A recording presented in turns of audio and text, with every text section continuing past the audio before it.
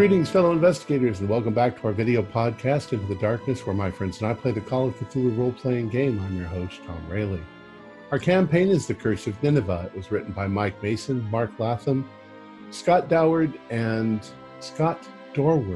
Paul Fricker, and is available from the Chaosium website. I'm the GM, and this is episode 3. So without any further delay, let's continue our journey into the darkness. All right, you guys are all at the Wentworth Club, having high tea, talking about what you did yesterday, or did earlier today.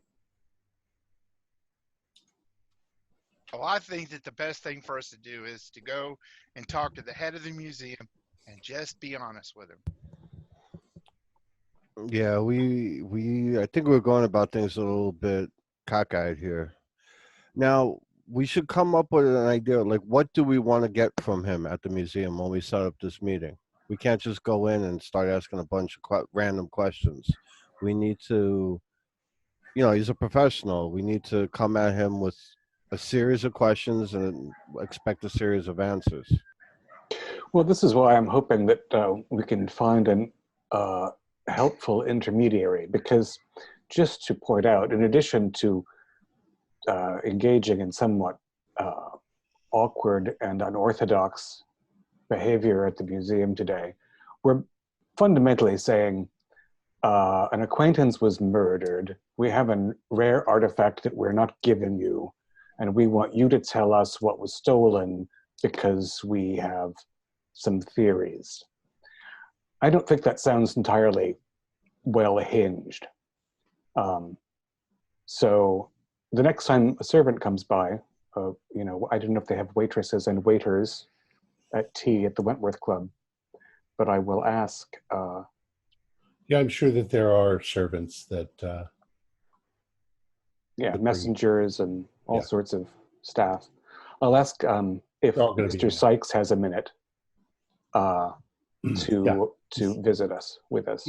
All right, so he's always available. He's in and out. He pretty much runs the staff. He's also been there the longest. He's the head butler. And before we get Mr. Sykes, also, I think maybe we should go to the police officers or the Scotland Yard and find out what exactly happened to the body, if it was defaced. Let's see if we can glean any more information before we go to the museum interview. Maybe if we have a little more to go on. You see where I'm getting at? Yeah, so I'm hoping that Sykes can also help us find some connection to the yard. Right. Again, it's a substantial club. We don't know everyone, and there must be a detective with occultist leanings that we can inquire with. Yeah, I agree with that. More upfront and honest approach. Yes, we are gentlemen after all. Felix, Adolphus, any ideas on this? Well, I don't feel that all of us need to go at once to meet up with someone at the museum. I almost feel like a ganging up of such.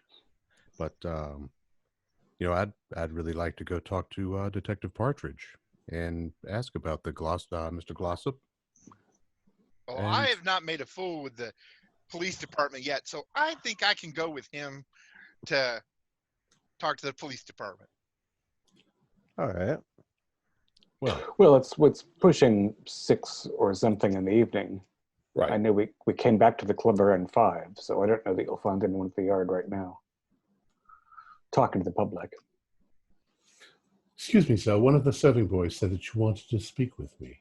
Sykes. Very capital of you to come so quickly.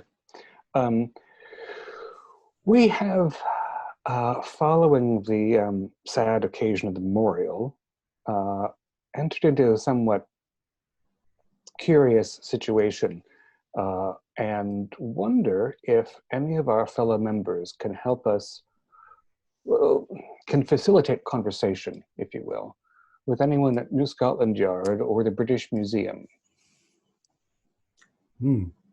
Well, of course, there are members of the Wentworth Club that are also part of the British Museum. I should think so, yes. First one that comes to mind is Mr. Ilwyn Munden. I don't know if you, do you know him, sir? No, not by name.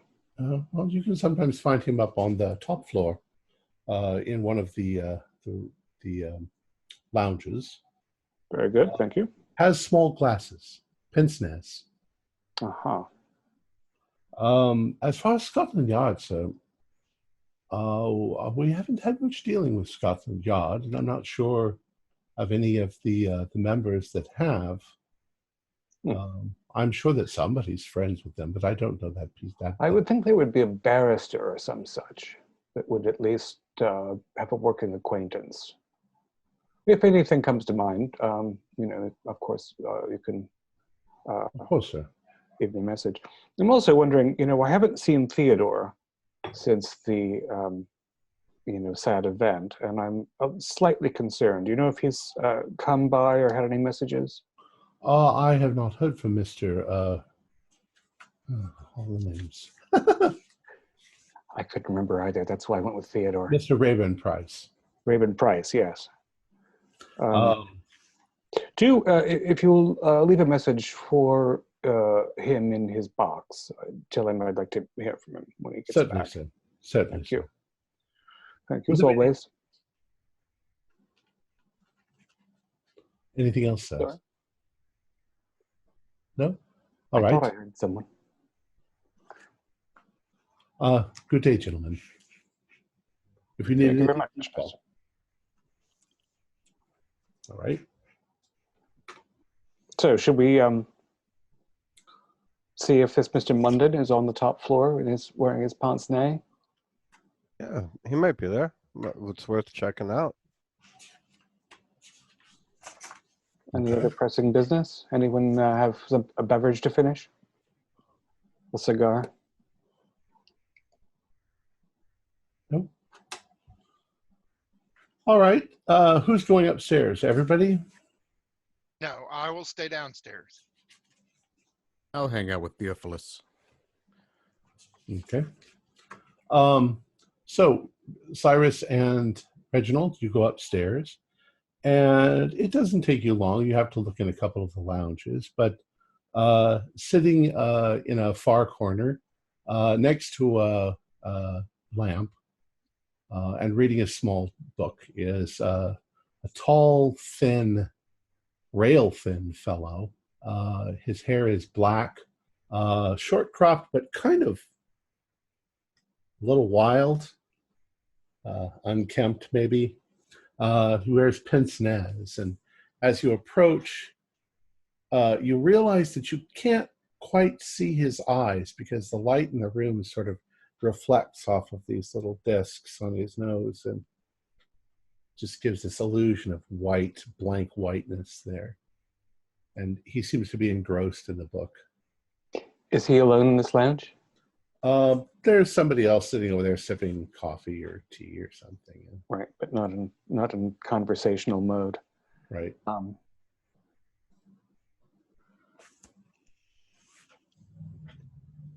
Well, nothing like it. I'm terribly sorry. Would you be Mr. Munden? Yes. What can I do for you? It's a great pleasure to meet you. My name is Reginald Harcourt. I don't wish to impose if you're occupied.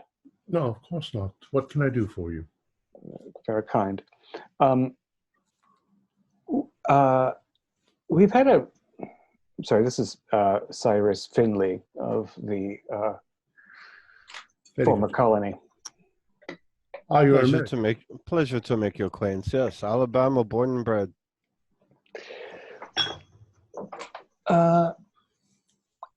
Mr. Sykes is... I requested that Mr. Sykes advise me whether anyone who was a member here was also attached in some way to the British Museum, and he thought of your name. Is he quite correct in that? Oh, yes. I often haunt the halls of the British Museum. I know quite a few members of the staff. Excellent. Well, it has come to our attention. We're engaged in a sort of what would you call it, Cyrus? Investigation. Yes, of the amateur theatrical sort. And it has come to our attention that there has been a theft from the Near East section of the museum. It's been kept under wraps. Well, I wouldn't be so surprised, though. No? There's quite a few people who work there that, might occasionally take an object or two. It's for their own private collections. I mean, the British, after all, they have thousands and thousands and thousands of items, and very few of them are actually on display. Who would miss them? It's true. We understand even that a great body of works are not even catalogued currently. Well, that's not surprising. I mean, you have to have experts to do that sort of work, and how many experts are there working at the British Museum? There's quite a few, of course, but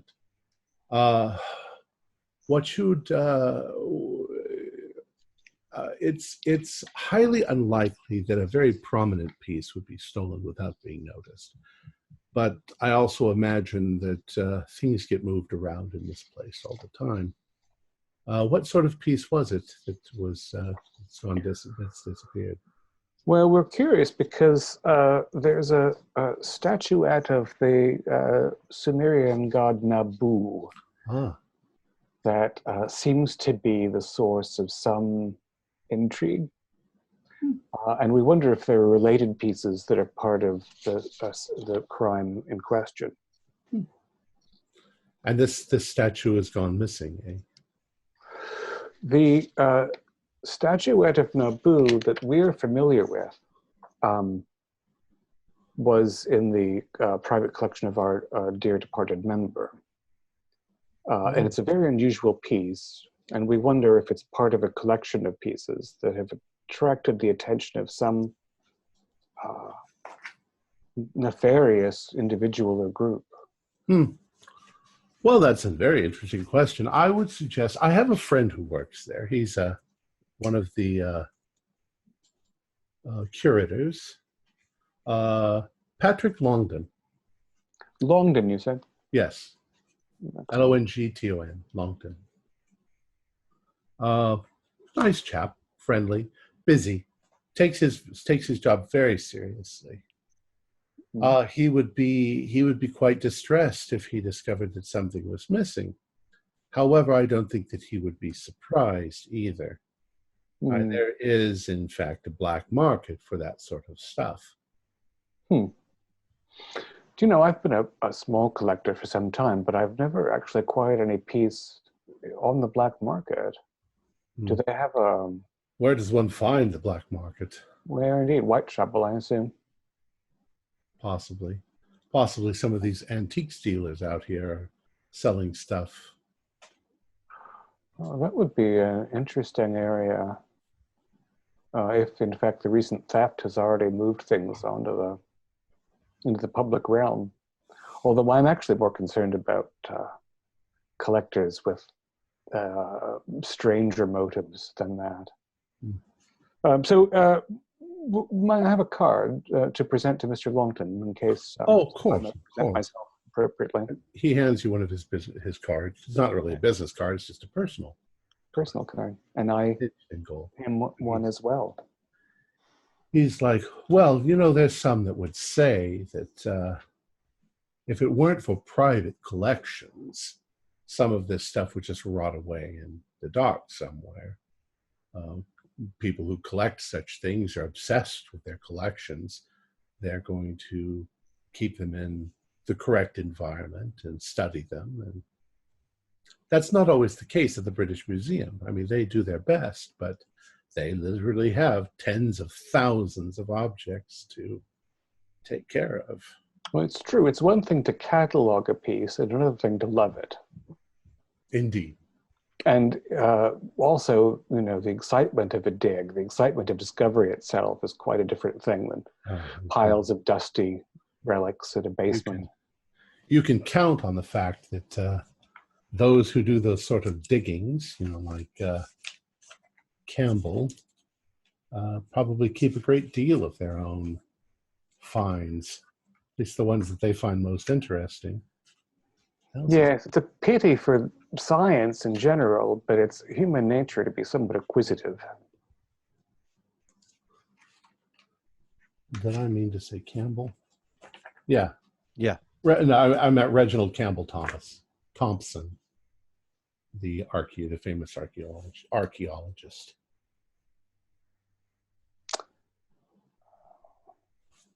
Are you a collector at all yourself? Not really.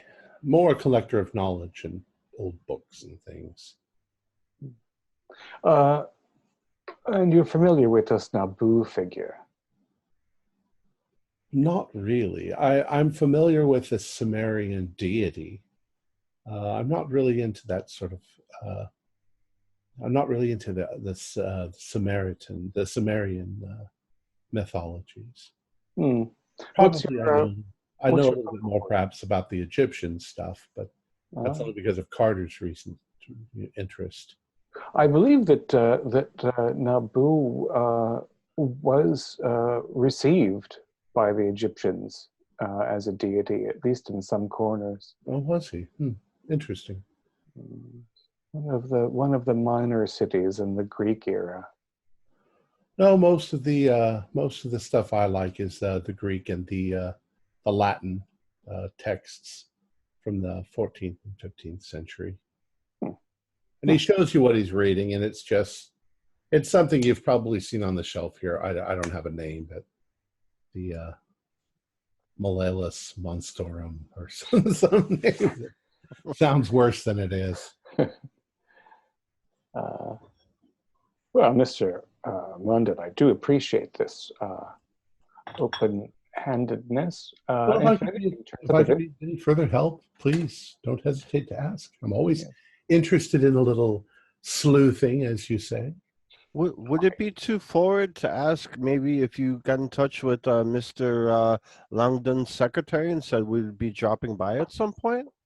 Oh, I don't know how I would do. I would go there is how I would contact him. I just know him. No need for that. Just ask at the desk, and if he's there, they'll direct you to where to find him. Thank you very kindly. Yes, I'm most appreciative. Well, thank you very much. And he do a psychology roll.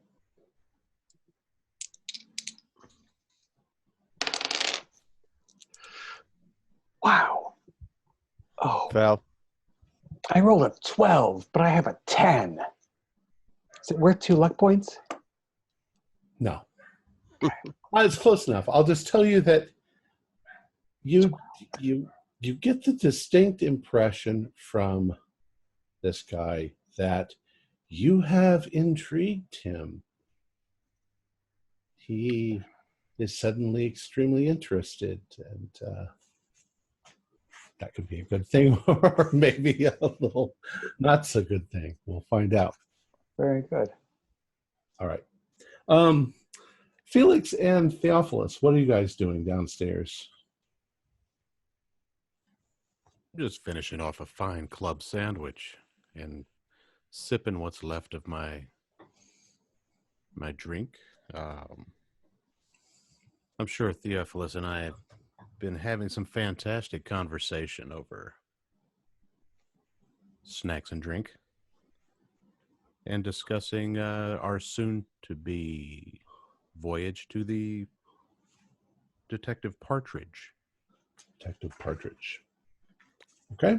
If I remember correctly, Theophilus, am I incorrect in that, or? Correct. Fantastic. All right. Well, after 20 or so minutes, you notice your friends coming back down the stairs. One of them is just a headless shoulder.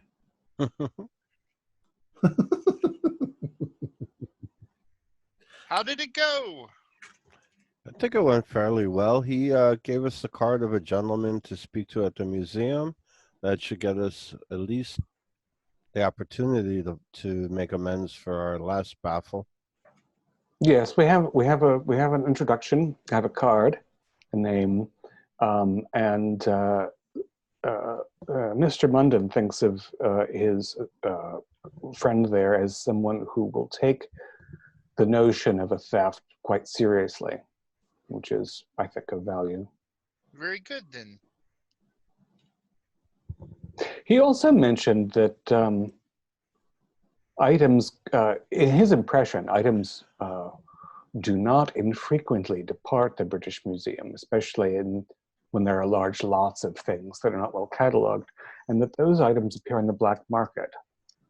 I wonder if we should make some discreet inquiries in that direction. He didn't have any idea, or so he claimed, about where to find items of that nature, but it does seem promising. Well, if one wants to find the black market, one would have to look, most likely, in Whitechapel. That was my first instinct. There are a lot of fakes floating around the antique shops too, so. Yes, I'm as experienced as I am in my minor way. I don't know that I could distinguish a falsely aged artifact from a real one. Yeah, I'm not too good at that either. Even then, though, you know, finding where the sellers and buyers are might be of interest. I think that's one possible lead, definitely. At least something to look into. It's a thought. So, what would you guys like to do next? Felix and Theophilus, are you going to... Oh, it's evening, so... What would Does you the guys like? police station close? No, but you might not find the off. Well, you might find the And officer. we don't know if he works day or night.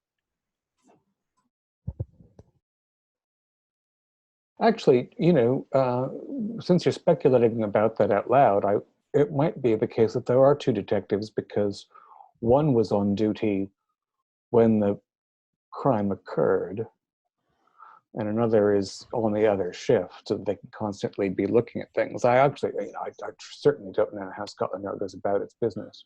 Well, if go ahead and do an idea roll. What were you? I was going to say the two detectives are on different cases. Right. Yeah. Okay. You don't have to do any roll. Marcus Brinslow was on. Was on Bright Bluffstones? No. Brightman's, and then Partridge was on The museum. There you go. Yeah, so they're probably even in different departments, a homicide versus theft. Well, they're both homicides. Oh, true. I mean, would you call the yard? Would that be something? Or would you have to go there in person? I'd imagine you'd have to go there in person, because if you call, you're just going to get dispatch, and they're going to want to know what you want. And so it's like you might have a better chance at talking to the detective by just showing up. Well, I mean, just calling and saying it has to do with such and such case. What time would he be in for me to contact him? That's what I'm talking about. Not discussing anything on an open line. Just setting a meeting point.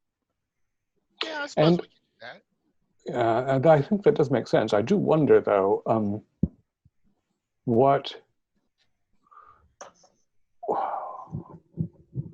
it is that we have to say about the nature of our interest.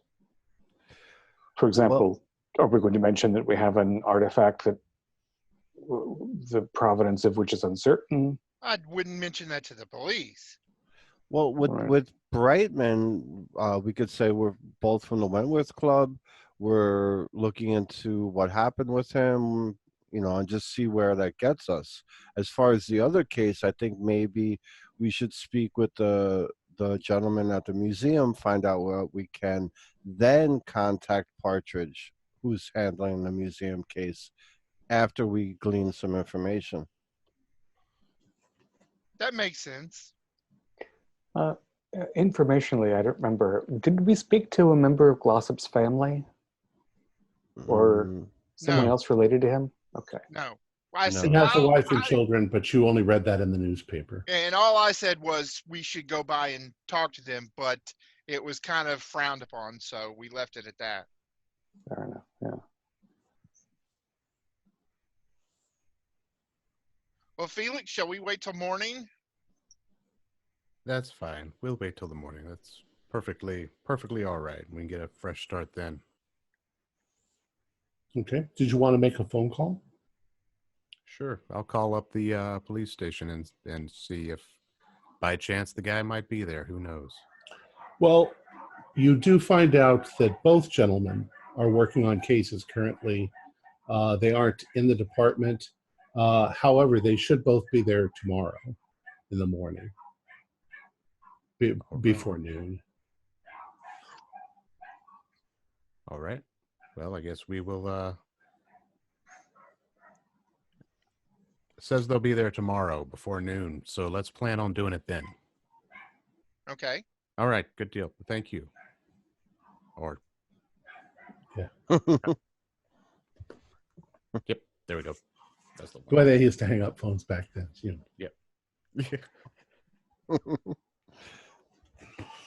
know. All right. So, are you going to do anything else this evening?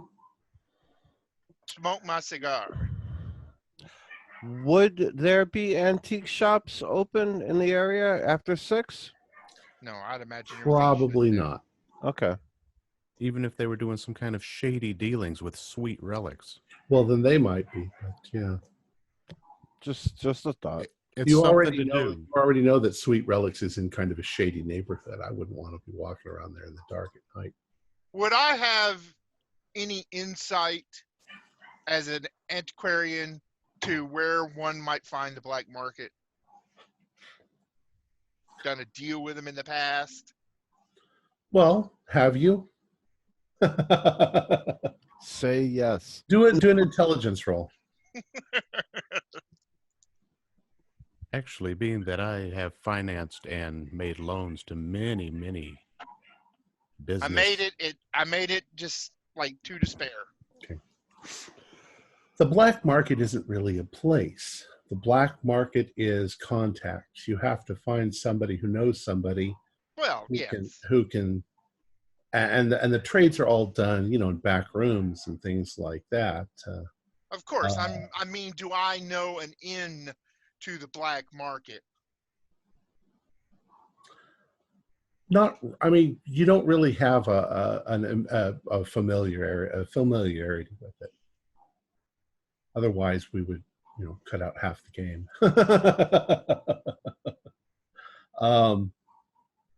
However, you can imagine, you talk to certain people, you want to find out how you can acquire a certain object and what it would cost. And if they know anything, they're going to send you in a direction that'll get you closer and closer to it. I wonder if there's something like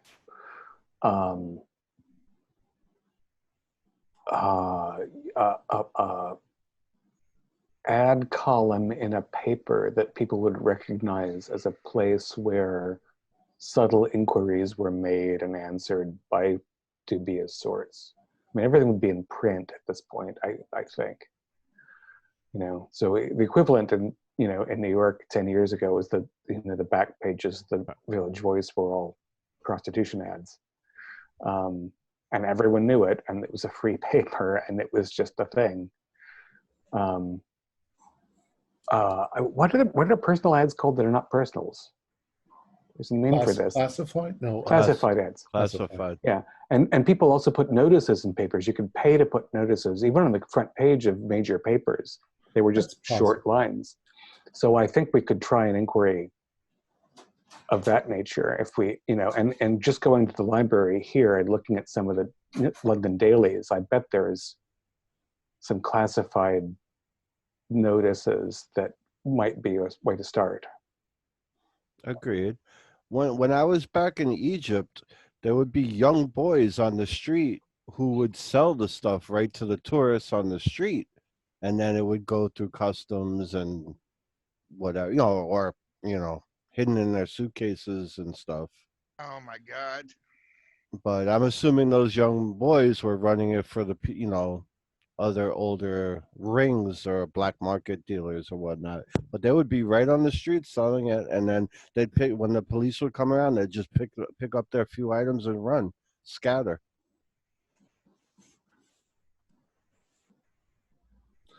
All right. Yeah. Yes, I'm going to arrange. I'd like to look at the library and choose a paper of high enough social status that they might be dealing in black market goods, but low enough that they'll publish, a line item that I devise along the line of, well, I'll read some to get an impression, but something like Sumer's loss is my gain. Looking for new items. Okay. Respond number 65. It's about this time that you notice that Vadim comes walking in. Vadim, you're looking well. Greetings, greetings. I have a little bit of good news. We have Yes. we have an introduction to someone at the museum. Good. To remember. So I'm going to drop by and discuss things with him tomorrow. You're welcome, of course, to come along. Good. I would like to come along to see. Yes. Now, Reginald, thinking about that, I have a feeling that the gentleman, Patrick Longdon, is the fellow I made an arse of myself with yesterday. It won't be.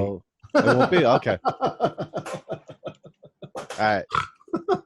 Disregard that last statement. You'll never, Yes. ever meet that guy again. Just for the game's sake. All right. All right. And the fellow that we spoke to, who has a connection to the museum, suggested that we might look to the black market to see if there's any indication of Sumerian objects turning up. So I've placed an advertisement, and we'll see whether any fish bite.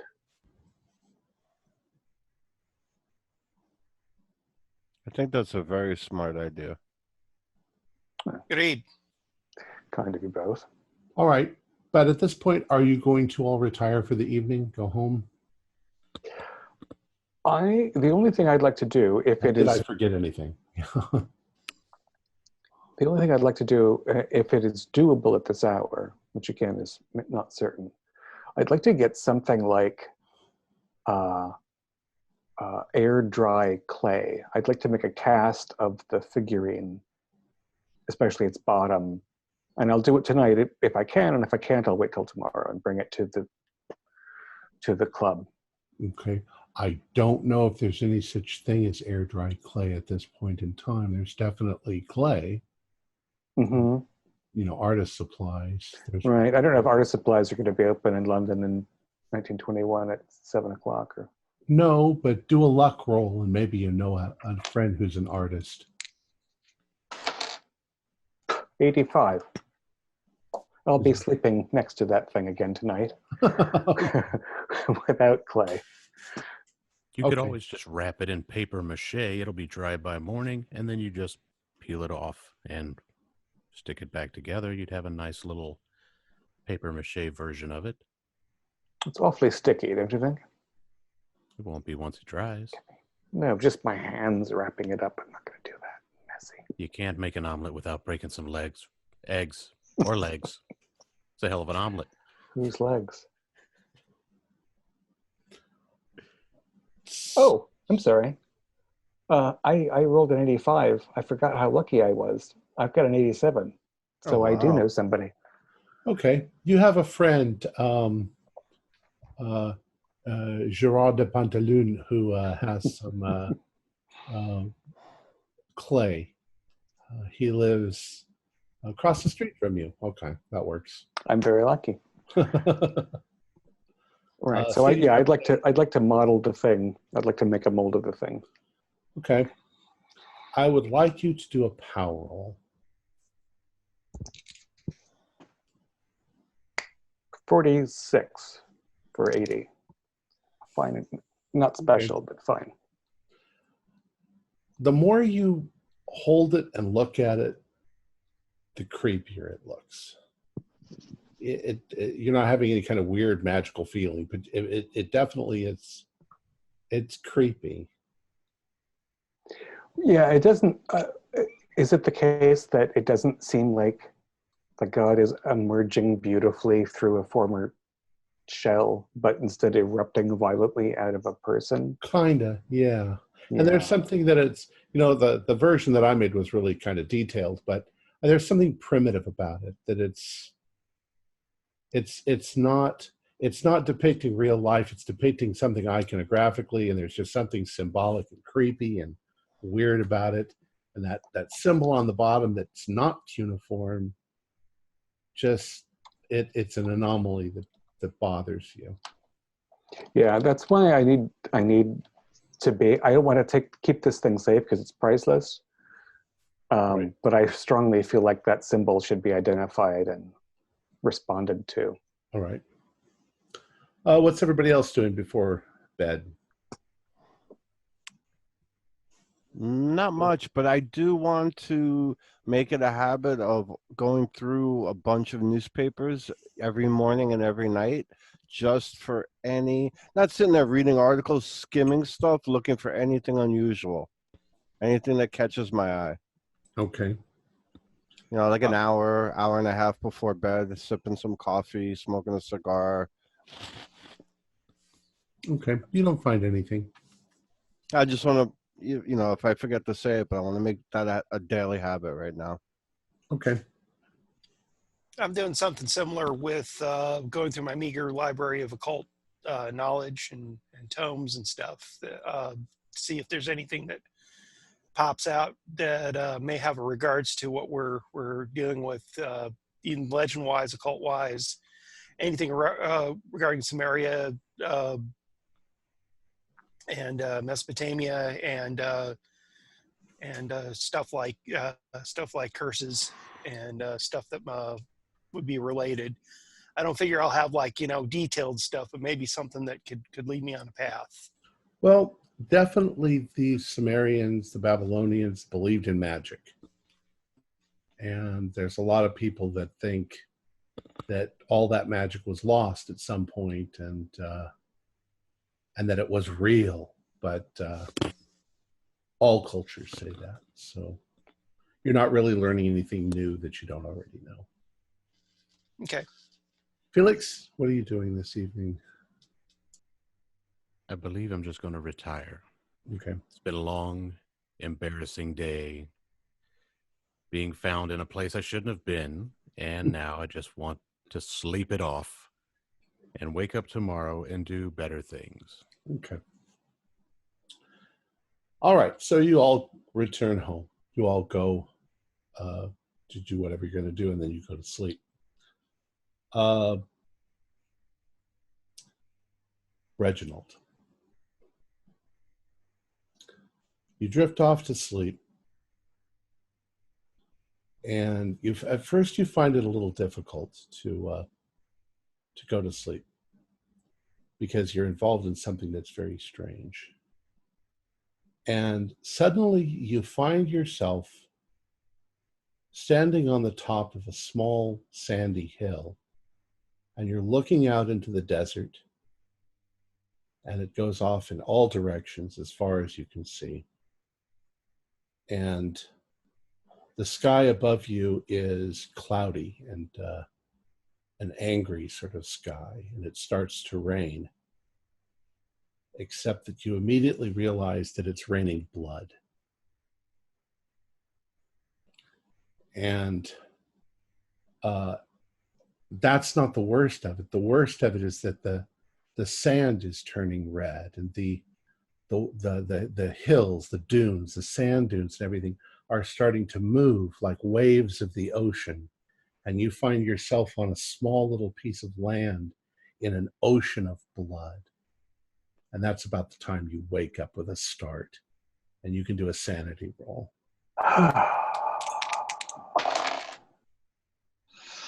68.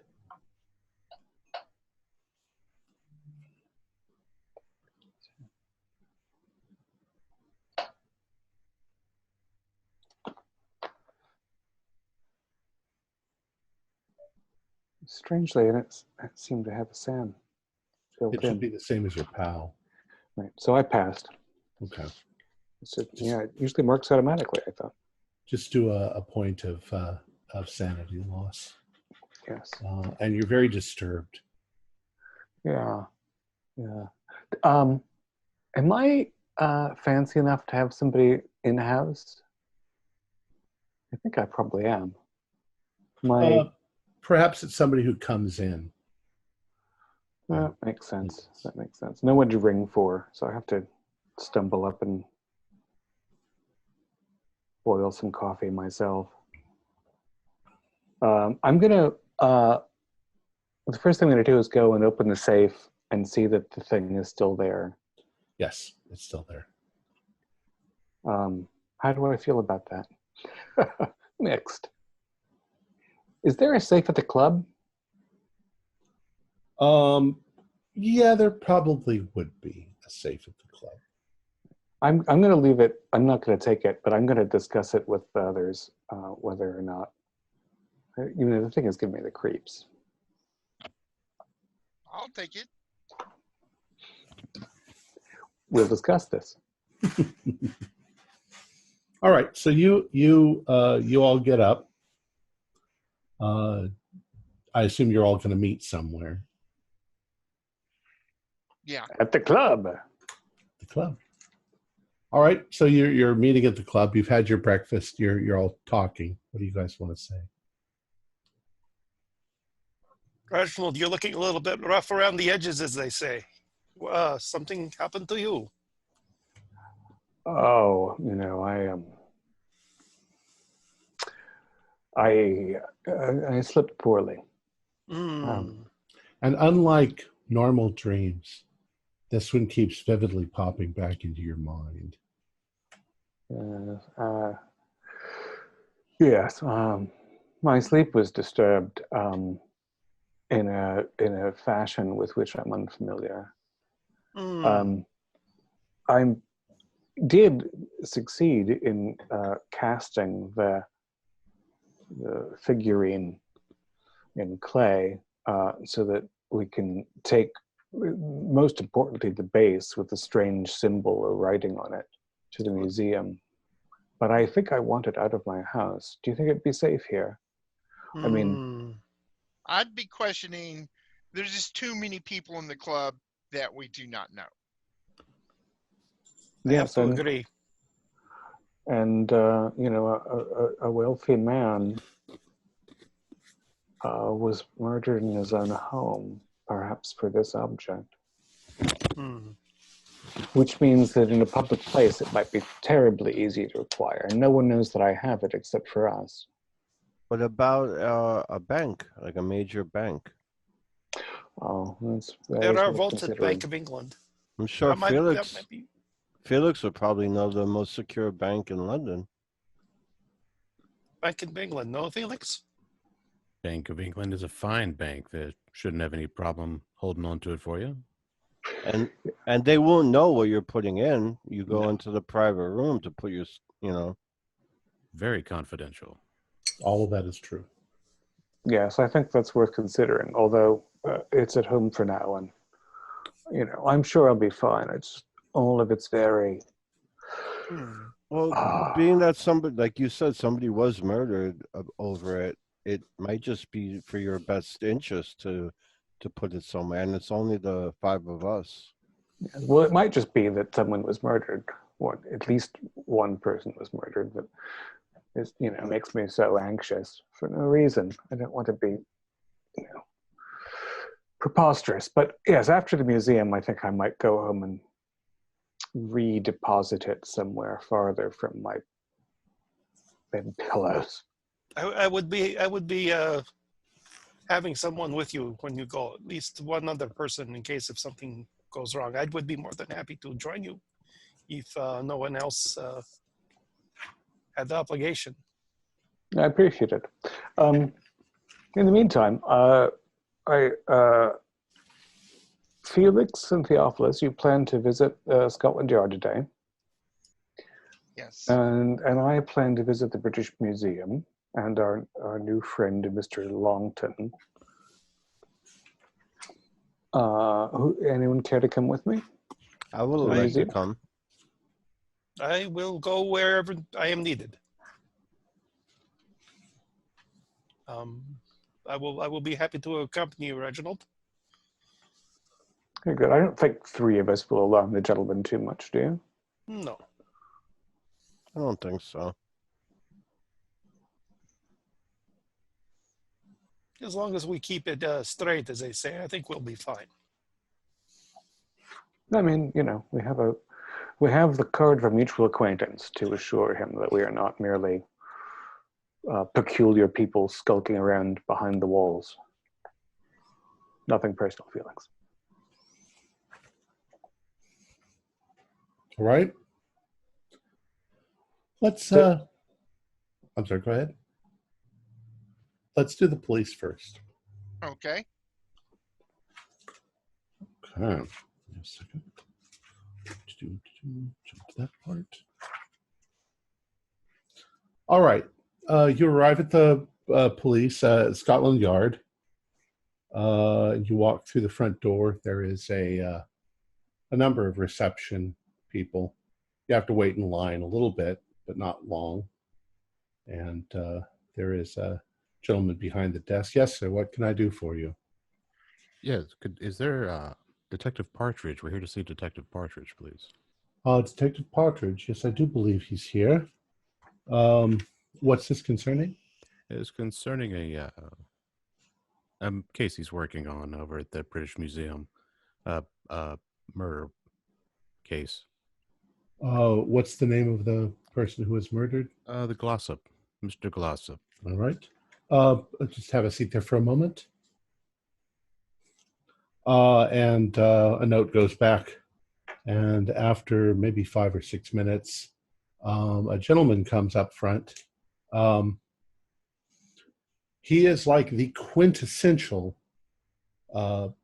perfect policeman. He is in a pristine uniform. His little mustache is perfectly formed. He looks like he freshly scrubbed like 5 minutes ago.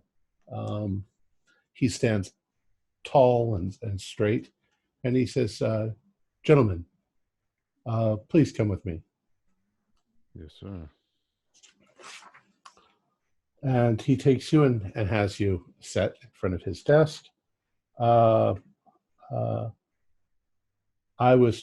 name is Detective Weston Partridge, and I was told that you have some information on the Glossop case.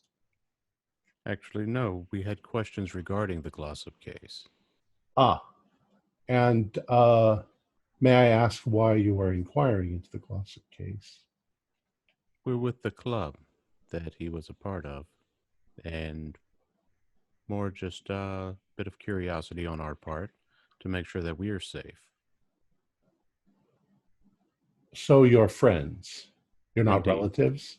Not relatives. Well, and you say you're with the Wentworth Club, Yes. which Archie was not a part of, but I know what you're saying. That's Lord Brightman's part of the club. He says, well, we don't usually discuss these sort of things. You did read the newspapers. I am sorry, sir. I just want to make sure that this is not just idle curiosity. It's not so much idle curiosity as we're afraid that it might be connected to him. I misspoke. Glossop was not a member of our club, but he was tied in with the same interest that a member of our club was tied with, Mr. Brightman, and we're starting to believe that they may be connected. So for our security, Lord Brightman case. yes. I see. I'm not working that case, but Of course not. Of course not. I must ask, sir, you're not with the press? No, absolutely not. Well, I'm not. What is it that you know, and I will tell you what I know. We know little more that's written than what's written in the papers. We've read the stories that have been put out, but other than that, we're really just starting to dip into this. We were hoping you could give us maybe a little, shed a little light on some of the parts that really piqued our curiosity. There was rumor that strange carvings were put into the body, and it was somewhat mutilated. Well, let me tell you this. In the early hours of Wednesday, the 8th of July, 1925, the culprit is believed to have entered via a service door near the Assyrian collection in the antiquities section of the museum. It's believed that Mr. Glossop, who is an assistant curator, he had been working late and that he had confronted the interloper. There was a struggle and Mr. Glossop was killed. The assailant, whoever he was, seemed to ransack the area looking for something, possibly just stealing stuff, and that they escaped with an item. There were no witnesses, and the body was discovered in the morning by the security guards. Police surgeon has given the cause of death as severe blunt trauma to the head. We do know that the Assyrian collection has suffered from a series of minor thefts in the past. There is probably no way for us to determine who the assailants were. The motive appears to be theft, and I can provide you with Glossop's home address, if you would like that. You said an item was taken. Yes. Identified? What item was taken? It was a large bust of an ancient Assyrian deity. It's believed by myself and a few others that there must have been at least 2 assailants, as the piece would have been rather heavy. Is it a heavy stone?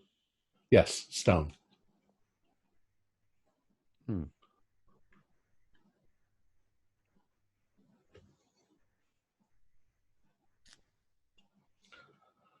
And that's about all we know. It's very unlikely that we're going to find out who did it. It's a terrible tragedy. Now, as far as oh, I'm sorry, I didn't mean to interrupt. As far as the Brightman case, I believe that's Brinslow working on that one. Right. Excellent. Do you happen to know who the bust was of, or just? Let's see if I have that information here. The Assyrian deity called Nabu. Nabu. Yes. That's what's written here. Naboo? Nabu. Oh, Nabu. Huh. Have to look that up and see exactly what that is. But that's an interesting bust. Theophilus, did you have any questions or no? Anything else? Is there anything that you know that you can add to this? Actually, I think you added a bit to what we had known. Well, please, if you find out anything more, Mike, I have a rather large caseload, and he points to a bunch of things on his desk, and he's like, since there's very little chance that we can, with the evidence, that there's nothing that we can do to find out who this is, if you can find out information, we appreciate the information if you give it to us. Do you have a business card? Could I? Just Scotland Yard, just any old. Call Scotland Yard and have them patch you to me. Maybe he writes down the phone number for his desk. I don't know if each person had a phone on their desk back then. Well, we'll leave you to your caseload, sir. I appreciate your time. Thank you. Shows you the way out.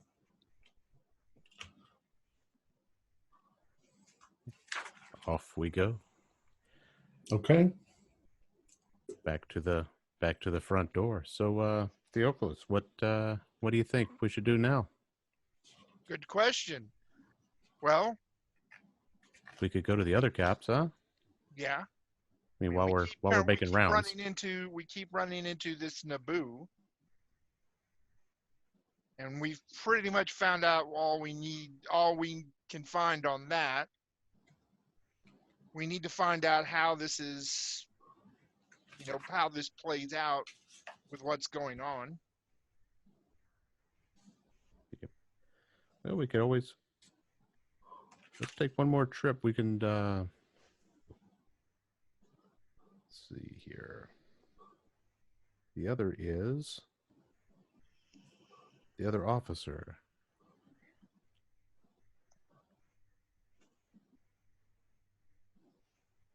So we will. I would like to go to the other police station. You haven't been there already, have you, Theophilus? No, I have not. That's Okay. why I'm going with you. It's All the right, just same wanted to- place. It's Scotland Yard. It's in the same building. Yeah.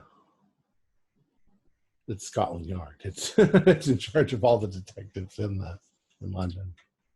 I guess we're gonna turn around and walk back in the door. I was wondering why. Yeah, I thought it was a different. Maybe they had a different office or a different building, but if No, they're all in one same building. Okay. All right. So the person at the front introduces you to Officer. Oops, no, I'm on the wrong page again. Try to anticipate where you go. We have to find a new way to organize our scenarios so that they make the most sense for the flow of things. Officer Marcus Brinslow. Quite a bit different. Looks more like the classic, what you'd expect from a detective. He's not dressed in a uniform. He's dressed in a suit and tie. He has a hat. He's not wearing it. It's hanging up there. It's a bowler hat.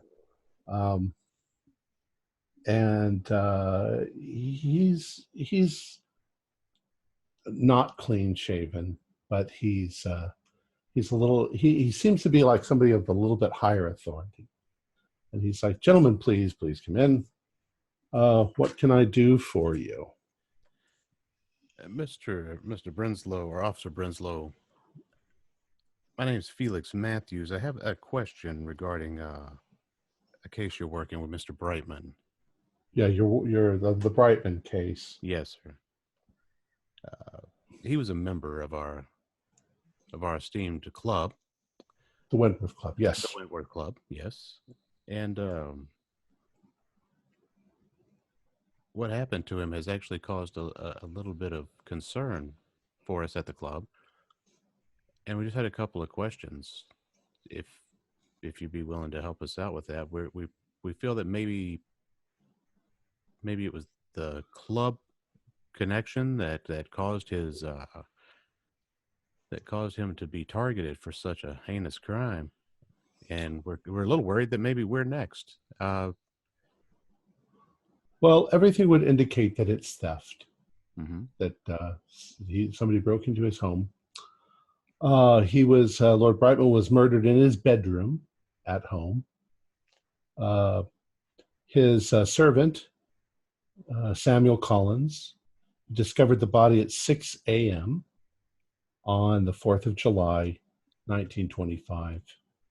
According to the police surgeon, Lord Brightman, and you're not the press, No. he basically asked you all the same questions the other guy did, but Lord Brightman was stabbed 37 times in the torso. He had his throat slit from ear to ear, and his hands and feet had been cut off and laid on his chest.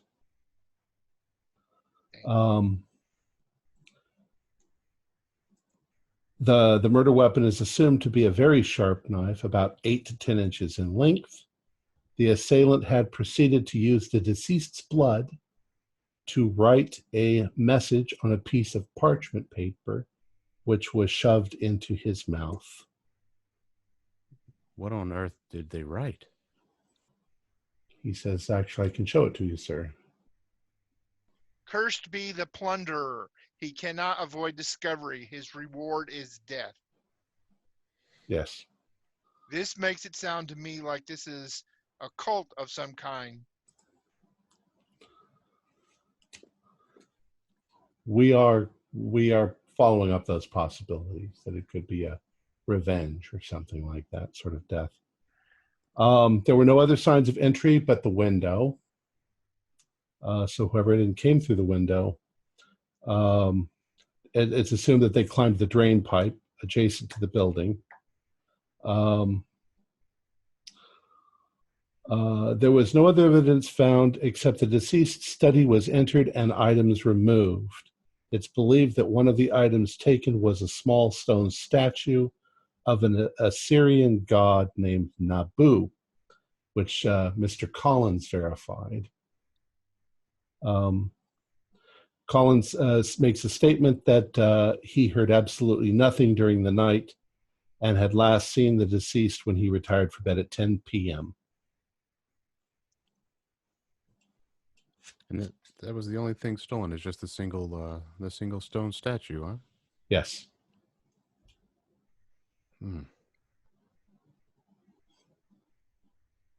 Well, I truly appreciate you helping and sharing that information with us. Is there anything else I can help you with? And of course, if you find out any more information, please share it with us. Absolutely, we will. Theophilus, did you have anything else for the detective? No. Not for the detective. All right. So you guys finished there. Now the other ones are going to the museum. Okay. So you arrive at the British Museum. And how do you proceed?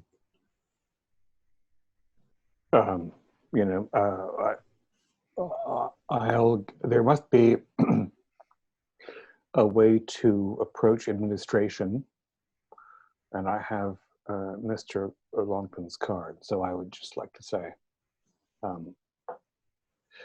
if it is an opportune time, I would like to a brief meeting with Mr. Longton. All right. Let me see if I can get a hold of him. Occupy your time looking around. After a few minutes, fairly short fellow, looks like he's in his 40s. He's balding. He comes out, and he's like, yes, I'm Mr. Longton. What can I do for you? It's a pleasure to meet you, sir. Yes, Mr. Irwin Munden gave me his card as a means of introduction. Mr. London. We are here because we're members of a certain social club that has suffered a violent loss recently, and it seems to be, strangely enough, connected to a loss that your museum has suffered in the matter of Mr. Glossop. Ah, Mr. Glossop. We're all quite shocked. I should think so. Mr. Glossop worked for us for many years and did a great job. It's a horrible shame that somebody broke in and murdered him right there. I think rather more than a shame. It's a tragedy or even barbarity. The curious thing is that in addition to Mr. Glossop, we have lost our Mr. Brightman. And you're with the Wentworth Club. Quite. Ah, I see. That explains London. All right. And he sort of looks around and he says, perhaps we shouldn't speak out here where the public can hear us. Please, come with me. Yeah, thank you very much for hospitality. And he takes you through one of the forbidden doors and walks you back to his office. You pass other people who are doing work. You pass security guards who just tip their hat. And please, you sit down. Now, in his office, there's quite a few things. He's obviously a curator. He's obviously working on stuff. There's objects, on shelves, and there's things on tables and that he's working on. Nothing in particular, just looks like in general stuff that you'd find at the museum. He says, so what you say there's a connection. What sort of information do you have? What did you want to discuss? You're mute. Am I mute? Oh, no. No. I wouldn't want to overplay my hand and say that we had information as such. We have concern and curiosity. The deceased Brightman was attached to an unusual statuette of the Sumerian god Nabu, and your Glossop, of course, was working with those materials precisely when he was murdered by, I can only assume, thugs. Well, if the piece you're referring to that Lord Brightman had is the one that I'm thinking of, that he had that for quite a while. That was never part of the collection of the museum. No, it was not. But two violent deaths in the span of a few days, both regarding statuettes of an ancient Sumerian deity, doesn't seem entirely coincidental. Well, I suppose not. Perhaps we get some Scotland Yard in here to see if we can figure this out. It's quite intriguing. Mr. Glossop was working on cataloging some of the pieces that had been recovered from Nebu Yunus, the Mount of Nebu Yunus in the Nineveh area. But as far as I know, those are all pieces that were from the 1903 expedition by Campbell Thompson.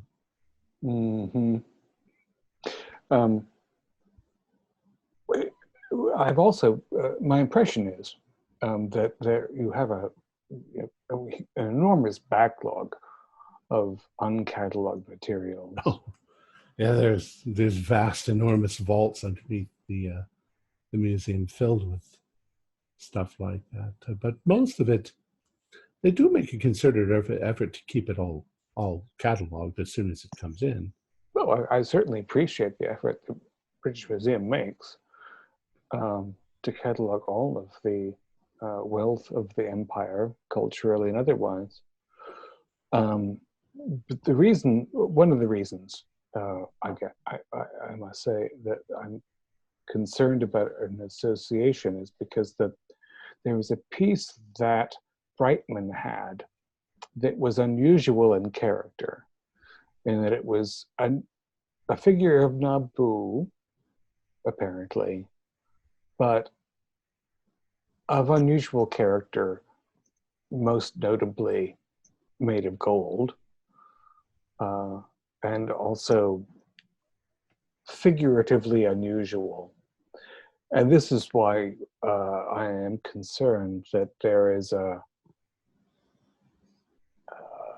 desire to acquire Nabu material. And again, Mr. Brighton was murdered, Mr. Glossop was murdered, and they're both connected to Nabu.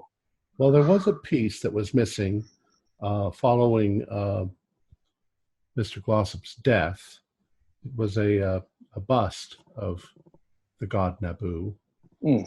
However, we don't know for sure that it's actually missing. You see, there's a lot of people working here, and pieces get moved and placed into storage, and or somebody may be studying it, and it shows up in a few days back where it was. I mean, well, there's hundreds of employees. We can't keep track of everything.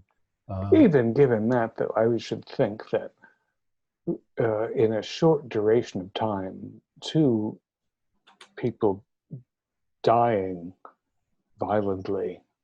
It would have been in quite the- a difficult piece to steal. It probably weighed 150 pounds.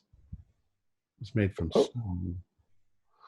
The Nubu that you lost was very. Was it what? Can you describe the piece? It's about this big. It was a piece of a much larger statue.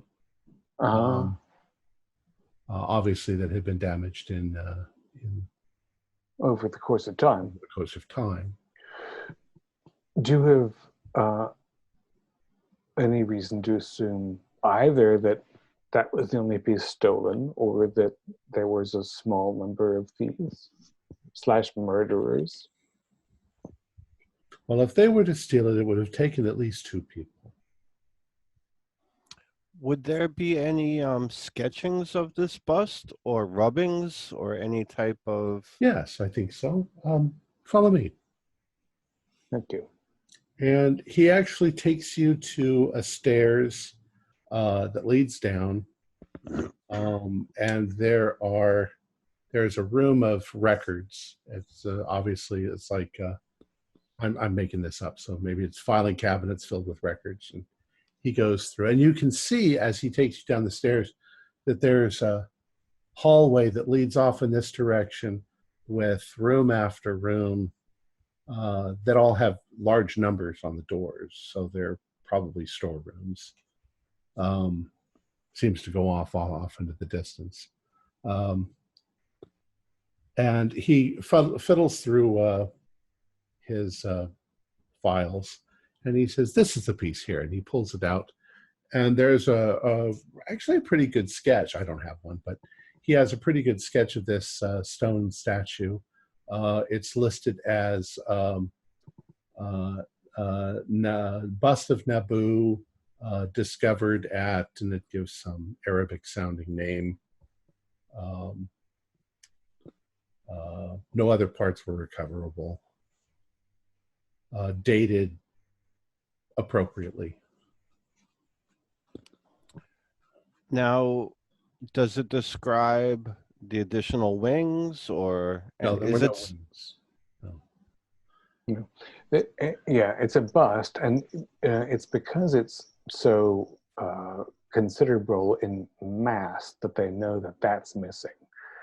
Little small pieces appear to evaporate. Well, and so we hear. He says, "Well, to be perfectly honest," he says, "I don't like to think about it, but there are lots of little pieces, and there are so many of them, and one cannot watch. Obviously, if one knew how to do it, if one was knowledgeable, one could come down here into the storehouses and walk around for hours without encountering anybody. We have maintenance crews. We have, there's And this is a natural challenge of a vast space. There's simply no way to, things are valuable, but I mean, in reality, how valuable are they? They're valuable to a collector, but they're not particularly valuable. They're chunks of, most of this room over here contains a great many cuneiform tablets and pieces of tablet, and they're almost entirely washing lists and grocery lists and things that have no real value at all. 60 sheep for 50 bales of hay. Exactly. Yes. Certainly. Now, when as you say, things do wander away, are they ever? Is there a team that tries to recover them? Like, no, where not really. Usually, somebody will be. For instance, I'll give you an example. We have a number of students who are student curators, and they work on the restoration and cleaning of artifacts. And they might come down and take some of those very same tablets we're talking about and practice on them, learn how to clean them, learn how to do stuff, because intrinsically their value is very little. Something like that would go missing. Nobody would notice. A day or two later, it would be replaced. I mean, our students would certainly put them back exactly where they got them from, but we have people doing that sort of thing all the time. So if something disappears, Now, perhaps somebody in the university is writing a paper and they're allowed to borrow some artifact and write a paper on it or sketch it, and they put it back. This happens constantly. So it would be very difficult to track all of that, but it would also be fairly easy to steal stuff. We hope that doesn't happen.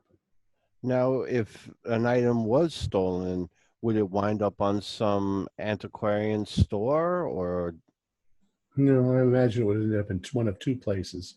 Well, I imagine it would end up in the hands of a collector, ultimately, one way or another. Like I say, it has no real value. Right. So it would have to be somebody who wanted something. And who would steal it if they couldn't get in there themselves to steal something? I mean, these people who broke in probably thought that they were going after something valuable, when in fact that particular bust is an interesting example of that early art, but it's not particularly unique or valuable. Well, this is quite what concerns us. There's a continuity between violence and this ancient deity, or representations of this deity. Well, because this is not of great, none of the works that, well, few of the works that we're discussing are of great value as objects themselves. well, Nabu was one of the more prominent gods in ancient Assyria. He was a god of wisdom, of knowledge, of literature, of writing. Wasn't particularly violent god, although the Assyrians themselves were a fairly violent group of conquerors. Yes, I don't think in a pantheonic situation, none of the gods are necessarily described as violent, but they're all in competition with other gods locally.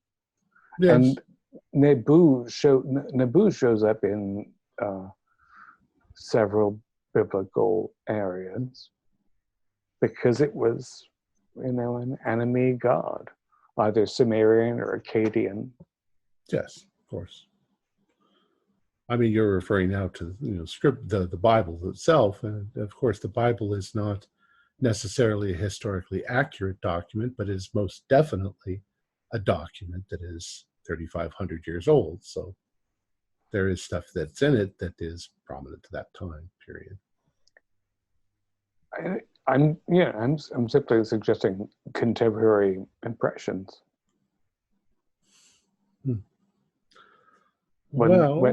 Yes. I'm trying to see if I can find some. Everything would seem to point that nobody would have expected Archie to be working late that evening. They broke in looking for something valuable. I would say they had very little knowledge of what was actually here. If I were going to break in, I would have gone for something made out of gold or something. We have display cases over here that have Sumerian jewelry in them that would have at least been somewhat valuable, instead of taking a large stone head and shoulders. If you don't mind me asking, sir, how often do you get intruders coming in looking to plunder the resources of the museum? No, it never has. We're all speaking hypothetically here. Well, As I would assume that there has been incidents before to warrant security measure. There have been, except that, well, they don't really. What can you do about it? You know, there's no way for anybody to find anything. We have security.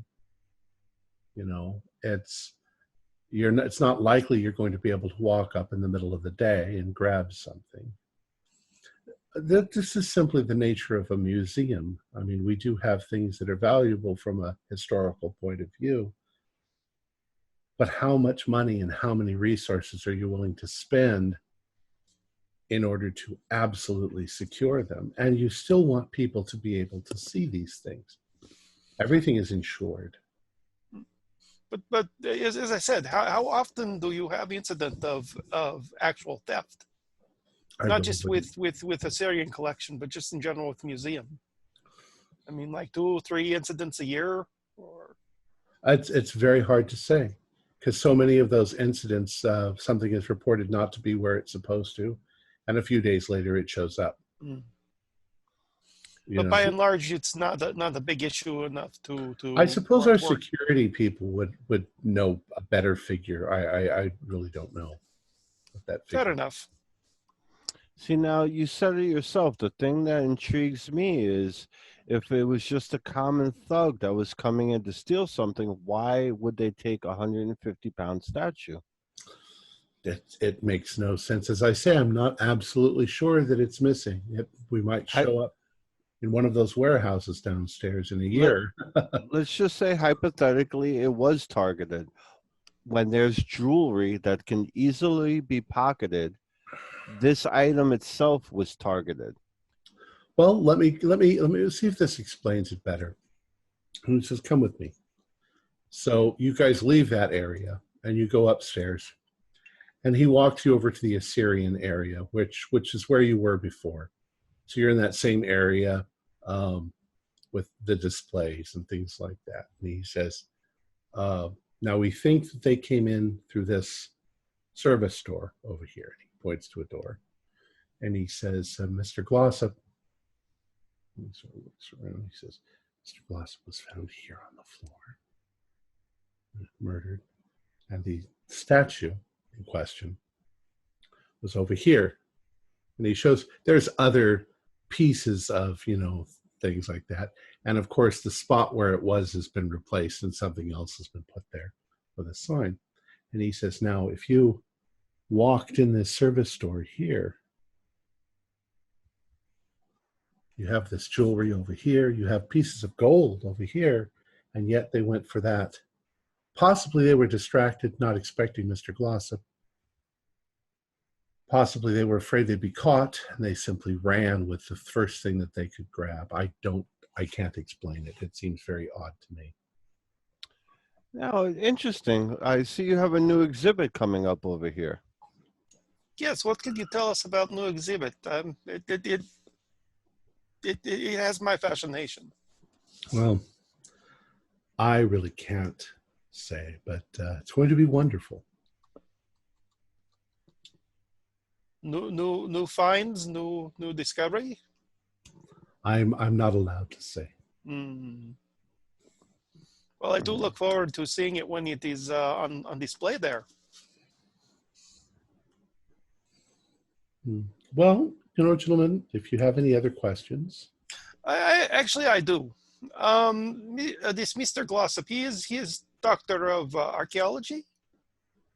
He's the assistant curator. Assistant curator. What is his background? Before he became assistant curator. Assyria and places like that. I don't know if an assistant curator would have a doctorate. So was he involved with any to your knowledge, any of the expedition to retrieve artifacts from Nineveh there? Well, he was definitely cataloging some of we have a number of people that were doing that. Which in itself was fairly odd, because the 1903 expedition, I was under the impression that most of that was already cataloged.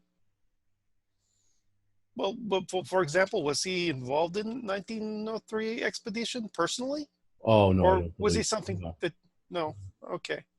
You mean the Ramsey? No, the heck is his name? Maybe I should memorize his names. Yeah. Hmm. Um, A lot to Reginald learn. Campbell Thompson. Yes, yes. Well, if you had any questions about that, I'd ask him directly. Hmm. Also, real quick, the jumping off the Campbell expedition, that was the last expedition that you had items from the Assyrian collection come in from, or was there an additional shipment of items? Well, I'd suggest you talk to Mr. Campbell himself, Mr. Thompson himself. Another question was, well, the people involved in how often do you do private purchase, that rather than excavation in the field? How often does museum have private purchase of antiquities? Well, more specifically, the Assyrian end of things. Well, I'm not sure how to answer that. Would there be someone in the acquisition department that might be able Well, to the British answer? Museum has funded many digs. I don't know of any private collections. I imagine that recently Lord Brightman has passed away, and he had a number of things in his collection. You mentioned a statue of Nabu. I imagine his collection will probably come to the museum. I don't know what his will says. But as far as purchasing acquisitions, I'm sure the British Museum does that in some cases. I don't know who would have Assyrian artifacts other than the British Museum.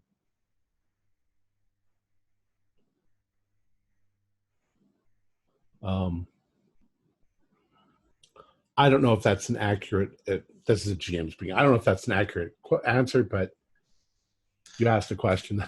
Well, what Vadim's trying to get ask the guy is if the British Museum itself in acquisitions, rather than just taking items in the field, actually goes to sources that say, hey, look, I got this and this artifacts that were found by these Bedouins and stuff, and they sold it to me. I have them available. Would you be interested for your collections for a Well, I price? suppose then a more accurate thing. Yeah, I'm sure there would be some of that sort of thing that would go on occasionally, especially if it was from a reputable individual. Most likely what you're going to have is people who are very wealthy donating collections that they've acquired. Perhaps they will even go out of their way to acquire something at an auction that's very valuable in order to return it to a museum or put it in some place where it would be taken care of and safe. Probably have that with papyri and things like that are ancient Egyptian, because a lot of that was ransacked and stolen. Yes, there would be some things like that going on. Not my department. No problem. So acquisitions would be the people to talk to about that. Yes. Mm-hmm. Okay.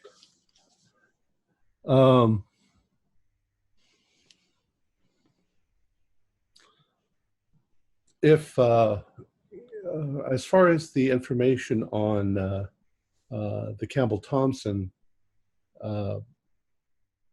expeditions, you could probably make an appointment to see him. He has an office here. He's not always there because he sometimes is doing things.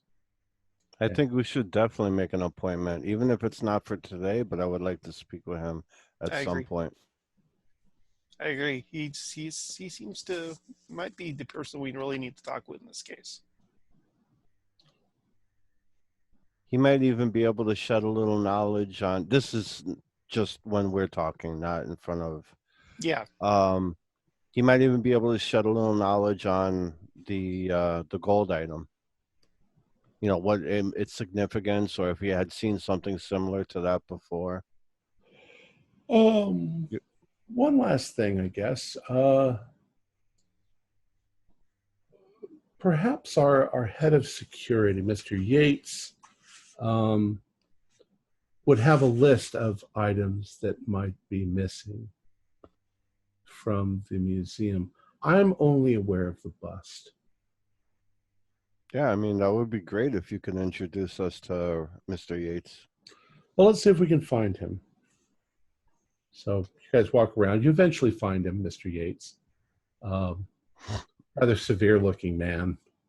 In fact, all of you do a spot hidden.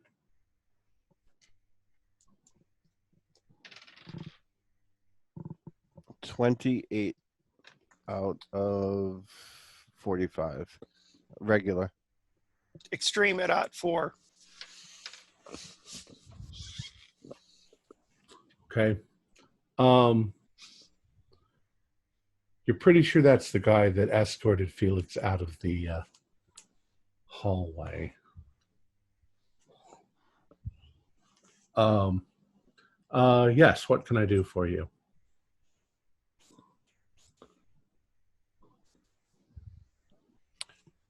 How you doing?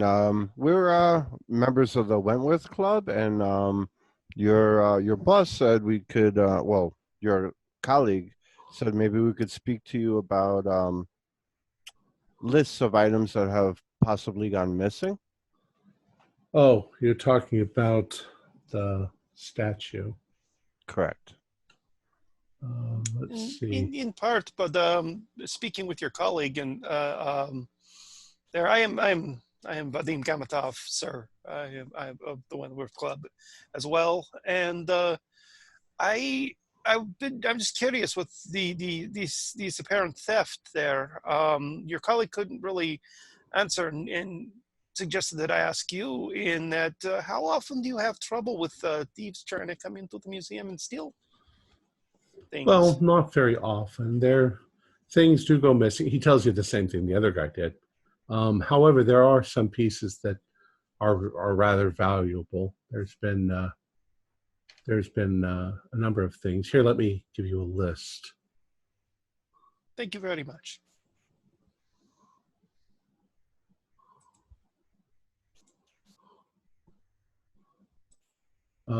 Yes, I think that's in order for what's recently disappeared. What do you want to read that, David? Sure. On the letterhead, the British Museum, 8th July, taken at time of incident, the Syrian bust of Nabu, large, approximately 25 pounds. Well, let's say Catalog- 100. I said 150 pounds. Let's say it's 150 pounds. Assyrian bust of Nabu, large, approximately 150 pounds. Catalog number. Prior to 8th July, various items stolen from Assyrian Collection Public Gallery. Various Assyrian items of small to medium size taken from public displays. Item 1. 2 marble figurines, catalog numbers. Also, cat's eye opal, dark amber ovoid, 7 inches wide, catalog number 20. Also, from officers of curators, From gold offices. statuette. What did I say? Offices, from the offices of the curators. From offices of curators, gold statuette, Nabu Ascendant, catalog number 25. Okay. Do you want better numbers than that?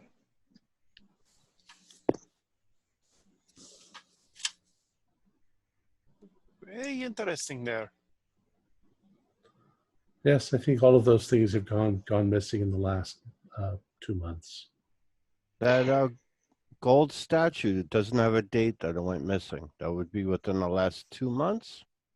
I think that it was reported missing actually only a few days ago.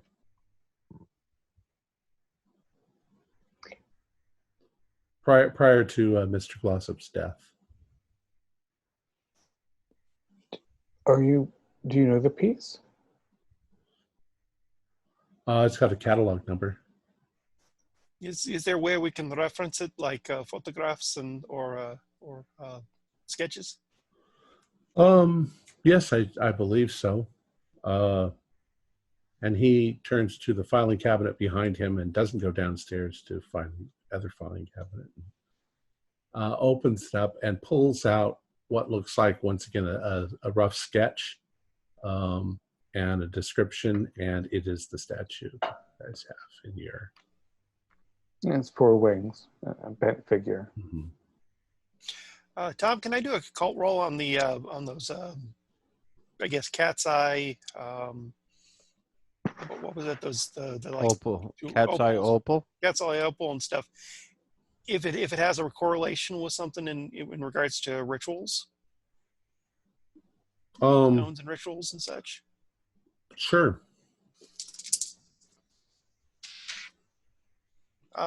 Extreme at .8.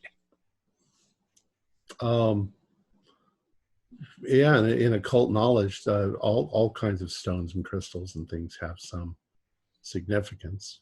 So. Okay, so but this particular stone, this particular stuff, nothing pops into memory. No. Okay.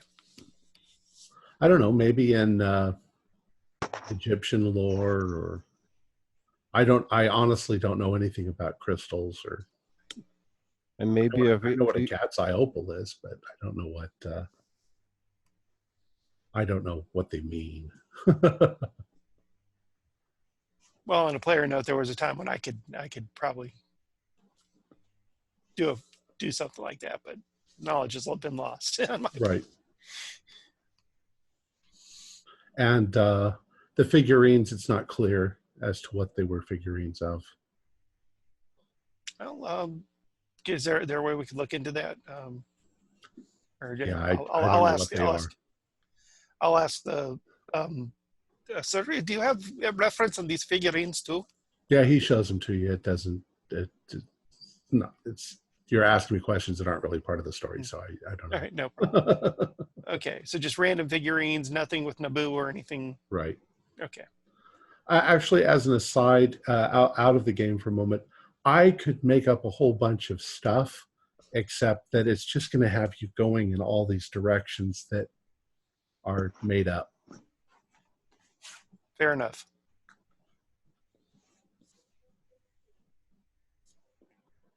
Or will they? All right, so what else?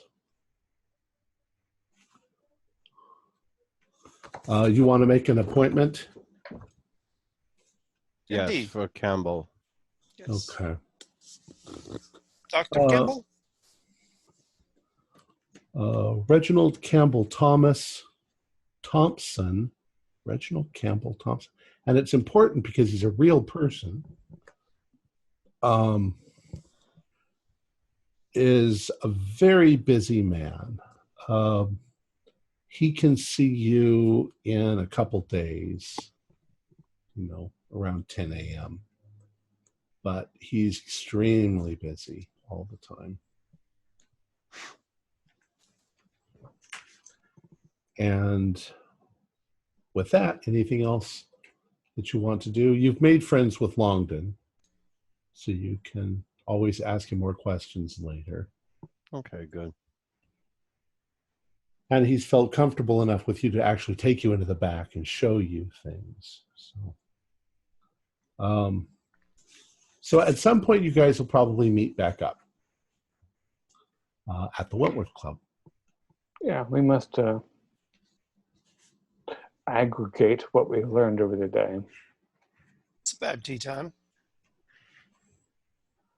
So fellas, I think we've had, on our side at least, we've had a fairly useful and interesting day. How's yours gone? Pretty good. Tell me more.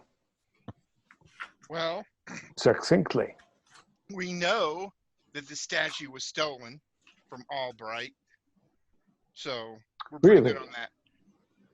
Oh, And- that's quite notable in its own right. And well, I explained to him the graphic details of his demise. Wow.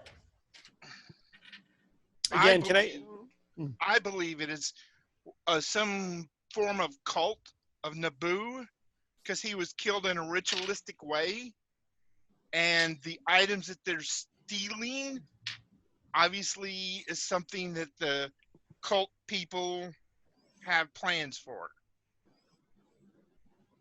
That's just a guess. But what you are saying, not guessing, is that the figurine that is in my home was stolen, and by a group of organized somebodies, right? Not obviously not for resale. That's in its own right quite concerning, and that also suggests that Brightman's death was part of a larger conspiracy, should we say? That's what I Conspiracy. would think. Perhaps it's time for us to talk to, what's her name? Neve? Yes, Neve. Well, I think Neve's, I would like to speak to Neve again. And I think we have a way to reach her. agreed. I'm hoping that Theodore is going to be back at the club soon, and we can ask him where Neve's been sequestered. So, that's alarming. Any other news? Do an idea roll.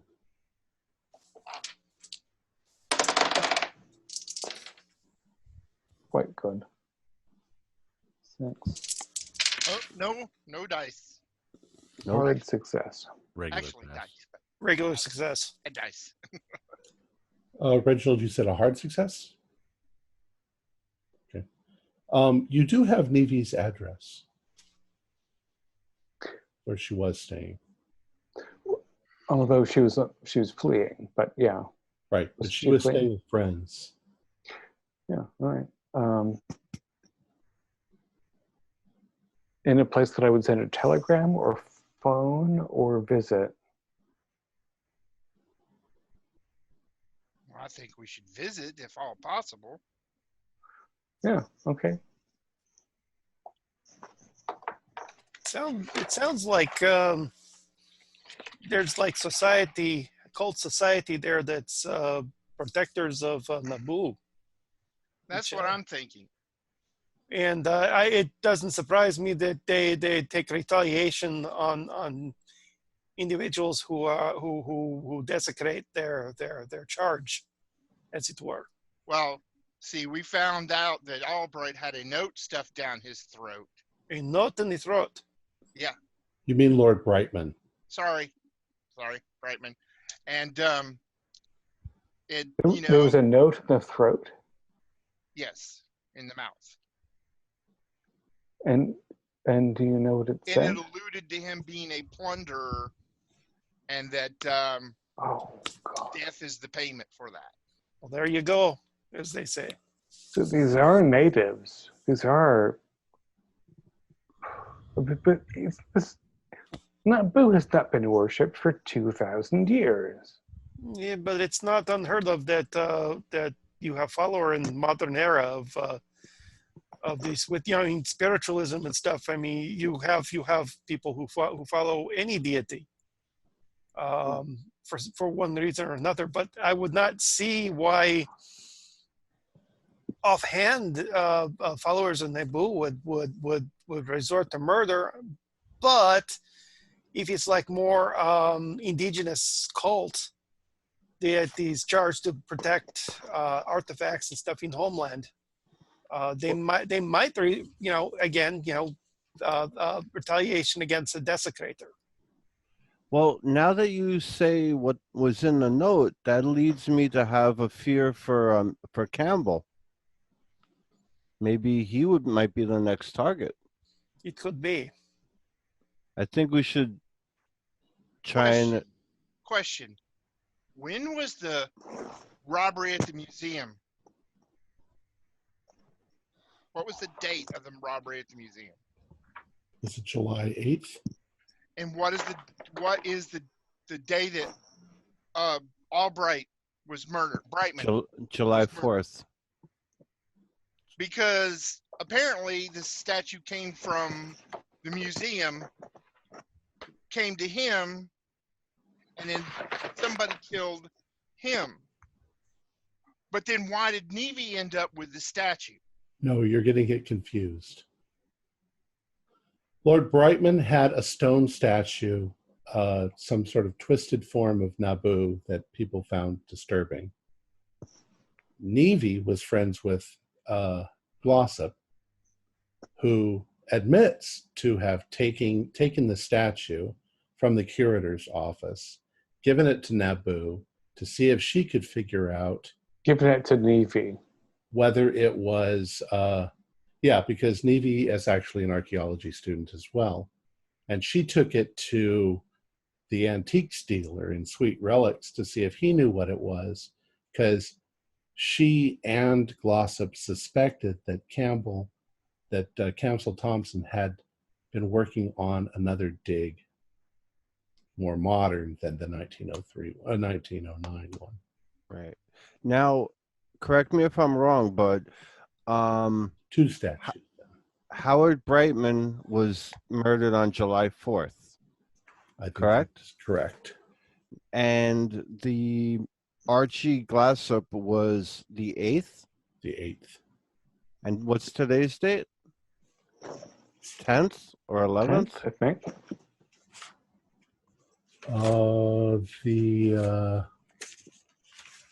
The dinner Was July 9th when we started. Thursday, the 9th of July. Yeah. So today it's been 2 days? Yes. Cut me off if this doesn't mean anything. It's been 2 nights because Well, Reginald has had the statue now twice, 2 nights, right? Well, yes. I have had the statue for 2 nights. So we got the 4th, the 8th. I would like to talk with Campbell before the 12th. If I might be reaching, but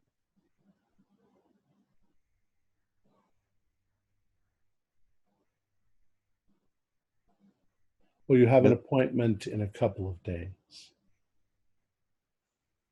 I don't know if it's a pattern, but it's the start of a pattern if something else happens in 2 days. But there's also other people on expeditions and stuff. Campbell might not be involved. Campbell was at Nineveh. Just because he's at Nineveh doesn't mean that he actually was behind desecration of specific Nabu. Correct. But if the note said plunderers cannot avoid discovery, and or do I have that wrong? Cyrus, do an idea roll. That's not good. I'm not the brightest, sharpest tool in the shed. Oh, 39. I got it. Okay.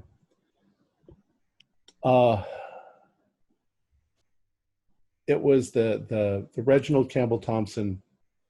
He was the main person. Leonard King was another person on that dig. You already know he's dead. He died. Okay. Hotel room. So that's 3 people. But there were other people involved in that dig as well. Right. So Leonard King is dead. Howard Brightman is dead. Is there a way we can get the list of the whole expedition, or we'd have to get that from Reginald Campbell? I think we need to get a list of everyone that was involved in that dig and find out who was alive and who is dead. And find out how King died. Right. Agreed. Well, you did find out how King died. King died of a heart attack, I believe. Oh. But not everyone's going to die by having their throat slit. Some people are just going to die conveniently. Yeah, but I don't know. It's something to look into. All right. I can assure you that I'm quite interested in causes of recent deaths of possessors of artifacts of Naboo. Which leads us back to we need to go to the bank. Yeah, I think I should. I mean, after home, I must. What time of the day is it? Why don't we just do this right now? Pretty good question. I assume that the two conversations, the police, the Scotlander conversation and the museum conversation, only took a couple of hours each. Yeah, we'll say like it's right about noon. Is that fair? Okay. Yeah. So let's. I think that at this time in England, banks closed at noon until Yeah. 1 or 2. Yeah, I took the hour lunch, but then I think they closed at 3 or 4 for good for the day. Right. So we might. 10 to 4, I think it would be 10 to 4, an hour lunch break in between, Maybe. around that. Yeah, we'll just say that it's whenever you want to go there. Let's say 1 o'clock, you're going to go to the bank. That's where the expression "banker's hours" comes from. And why don't we go ahead and skip through that and just say that you're going to take the statue to the bank. You acquire a safety box and a key. box and a key, and you carefully put the statue into a box. What do you do with the statue? Do you just lay it in the box, or do you keep it standing upright, or? Oh, it came in red. It came in a red velvet, right? Yeah, she had it wrapped in red velvet. I think I'm taking it to the bank in a box around the original red velvet, and it's going to stay horizontal and go into a box. And I'm going to take 2 keys away and give one to Cyrus for safekeeping, because life is uncertain. That's the plan. And who handles the statue? Is it just you, Reginald, or? I don't think anyone else has touched it. I mean, no one in my household staff has touched it. I've kept it in the velvet in my home safe and taking it out. Yeah, I don't think anyone else has kept. Okay. All right. So you secure that into the bank, and before we end, what are you guys planning on doing next? Well, for me, I put the key around my neck on a strong leather thong and make sure it's secure. And then I read my newspapers looking for any kind of strange. Okay. What are you going to do? So that when we come back for the next game, we know what we're about to do. Definitely agree with, out of character, I agree. Nevi, with the Athos, I go look for Nevi and see if we can talk with her. I would also like to hit up some antique dealers and just see if anybody even if I have to drop some money, find out if people are looking for specific kind of items. Are they looking for Assyrian stuff? Are they, have people been in asking for Assyrian artifacts? Just to get a feel, do like a street level investigation.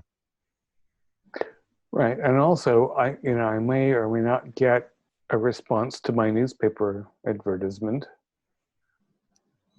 And those of us who have not been to Sweet Relics might have a look-see. I would also like to go to a clipping house and ask them to pull up any information that they can find on the Campbell expedition, and the names of the people that we do know, how they died, anything from any. Thank you so much, Cyrus. Clipping house. So good. Nobody ever remembers the clipping house. Yeah. Well, they don't. Yeah. The internet of 1894 is forgotten. Yeah. Clipping house. All right, well, gentlemen, let's call it quits there, and we will pick this up again. Oh, actually, well, I'll say that afterwards. All right. Our players included Jason Melnichuk, John Byram, Ford Fitch, Jerry Bryant, and David Gasaway, with yours truly as keeper of the secrets. We're currently producing up to 5 shows a week with music and sound effects added in post-production in order to create a richer listening experience. We provide audio-only versions of our shows free for you to download from Podbean or iTunes. The costs involved with our show are provided almost entirely by our patrons. Without them, we wouldn't be able to do what we do. If you'd like to support our show, visit our Patreon account. Just $1 or $2 a month helps us a lot. You can find a link in the description below. Like, share, and subscribe to our channel for updates on our latest shows, and leave us some comments. We really enjoy reading them and answering any questions you might have. This is Tom Rayleigh, together with all the members of our gaming club, inviting you to journey with us once again into the darkness for another adventure into the universe of H.P. Lovecraft and the Call of Cthulhu role-playing game. Until next time, good luck and good gaming.